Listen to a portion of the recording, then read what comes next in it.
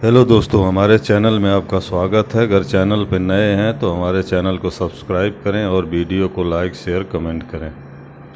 कहानी शुरू करते हैं। हेलो माँ, मैं राजू बोल रहा हूँ। कैसी हो माँ? मैं ठीक हूँ बेटा। ये बताओ तुम और बहू दोनों कैसे हो? हम दोनों ठीक हैं माँ। आपकी बहुत याद आती है। अच्छा सुनो माँ, मैं अगले महीने इंडिया आ रहा हूँ तुम्हें लेने। क्या? हाँ माँ, अब हम सब साथ ही रहेंगे। नीतू कह रही थी माँ जी को अमेरिका ले आओ, वहाँ अकेली बहुत परेशान हो रही होंगी। हेलो, सुन रही हो माँ? हाँ हाँ बेटे। बूढ़ी आंखों से खुशी की अश्रुधारा बह निकली। बेटे और बहू का प्यार नस नस में दौड़ने लगा।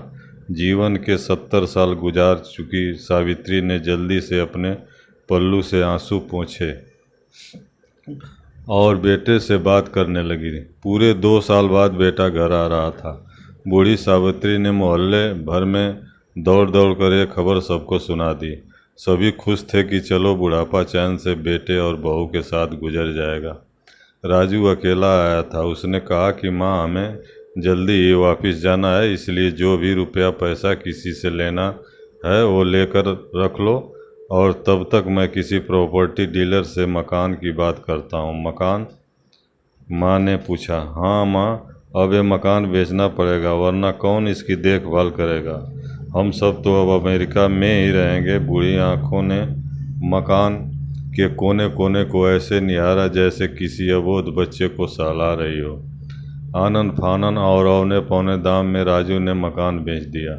सावित्री देवी ने वो जरूरी सामान समेटा जिससे उनको बहुत ज़्यादा लगाव था। राजू टैक्सी मंगवा चुका था। एयरपोर्ट पहुंचकर राजू ने कहा, माँ तुम यहाँ बैठो, मैं अंदर जाकर सामान की जांच और बोर्डिंग की वीज़ा का काम निपटा लेता हूँ। ठीक है बेटे। सावित्री देवी वहीं पास की बेंच पर बैठ गई।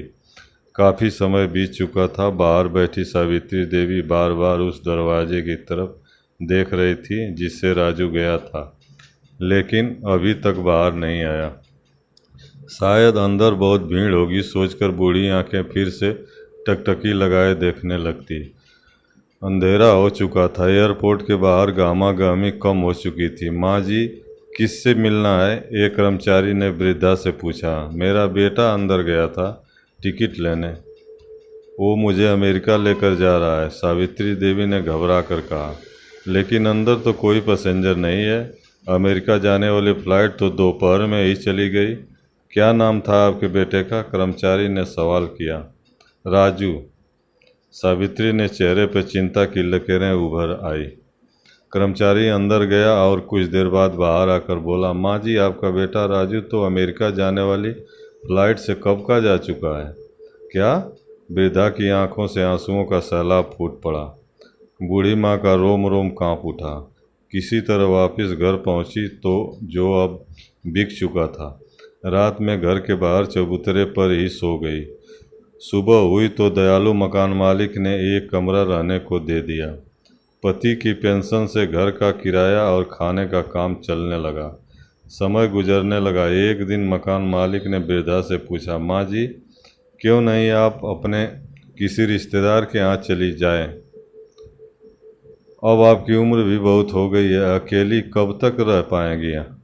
हाँ चली तो जाऊं, लेकिन कल को मेरा बेटा आया तो यहाँ फिर कौन उसका ख्याल रखेगा?